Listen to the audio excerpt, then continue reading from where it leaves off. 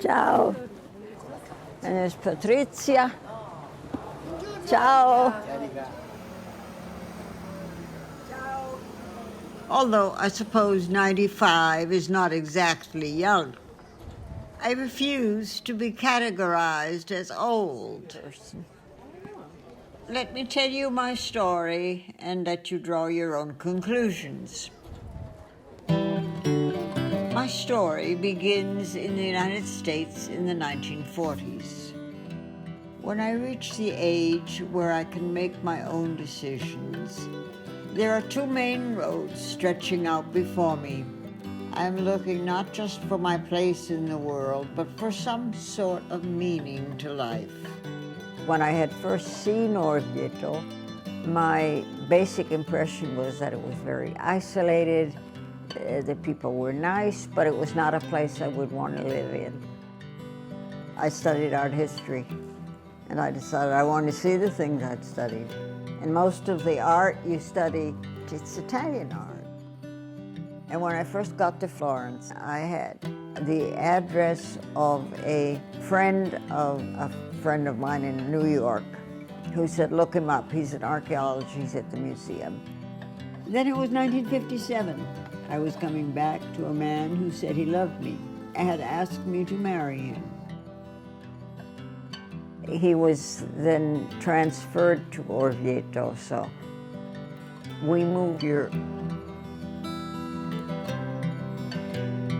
My husband died in '58. When Mario died, although I didn't consider it at all going back to the States, because I had no roots there anymore. I mean, the children already had the shock of losing their father. Going to the United States would have been difficult for them. People helped out a lot. I was the only foreigner in a real sense in Orvieto at that point. I remember I once found an envelope with money in the mailbox. Who left it? I don't know.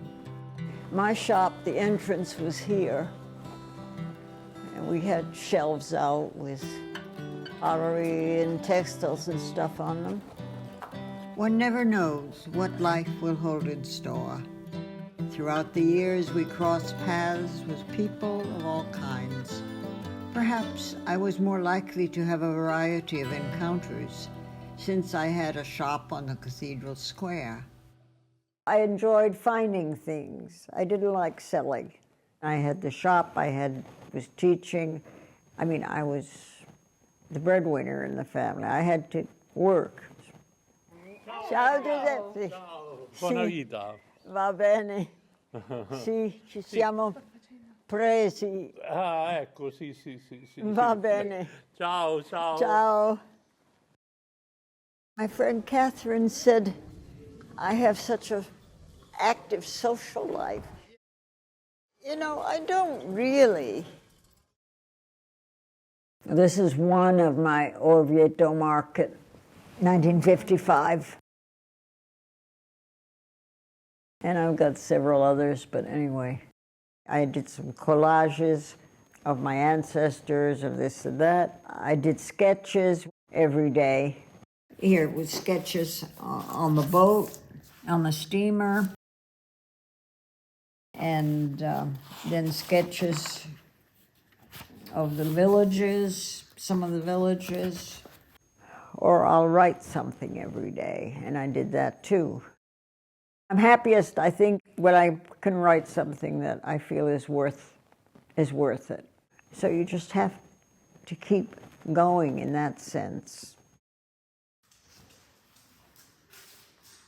It hits you all of a sudden. I'm no longer young. Old, elderly, of a certain age. It is all in how you feel. That's one thing I have to remember, to get out of the house more often. So at least I can watch the sky change.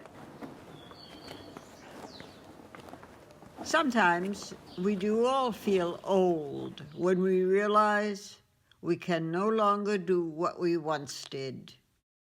As you go through a city, you always think of the people who were. I mean, I can't go by here without thinking of Don Marcello. I can't go by the lingerie shop without thinking of Svizzeri and Giovanni, who used to be there. You put all your energies into one thing, and then when that stops, you have to figure out what you're going to do next.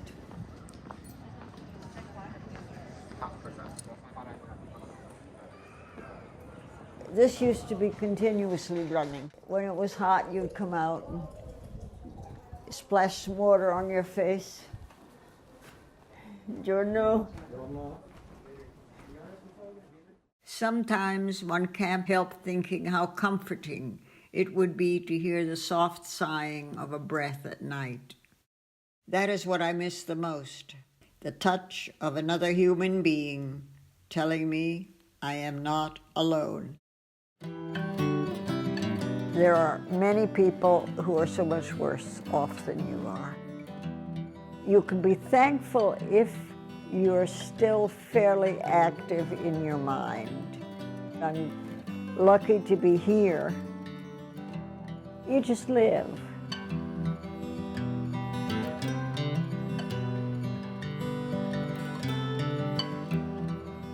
I mean, but you live with a capital L, I guess.